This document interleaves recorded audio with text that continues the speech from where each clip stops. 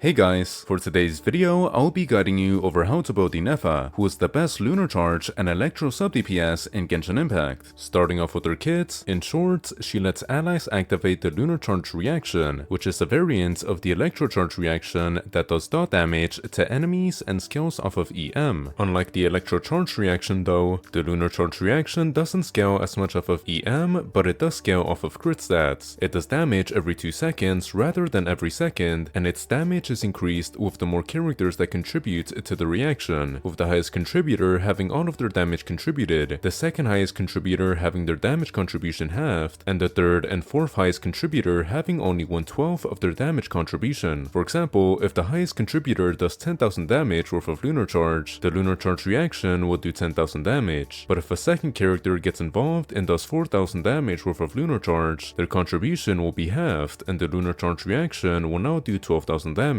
And if a third or fourth character gets involved and does 3,000 damage, only 1/5 of their damage will contribute, and the lunar charge reaction will now do 12,250 damage. Here's how to save big when topping up for Genshin Impact's 6.2 banners. Lootbar.gg has a limited discount for the 6,480 Genesis Crystal Bundle, alongside a bunch of other discounts on different bundles, like the All-in-One Bundle and the Guaranteed Bundles. They also have a 10% off for new users coupon, and a 5 and a 3% off for returning users coupon. To save on your top-ups, go to lootbar.gg, choose a bundle, put your account information, then click Top Up Now. Then select your payment method, add or use a coupon code, then click Pay Now. In a couple of minutes, your discounted bundle should arrive. Now, lootbar.gg is trusted by creators like Genshin Impact and Gopa Certified, and that has a 4.9 rating on Trustpilot alongside a bunch of 5-star reviews. Also, join the Lootbar Christmas Draw event for a chance to get a 100% off coupon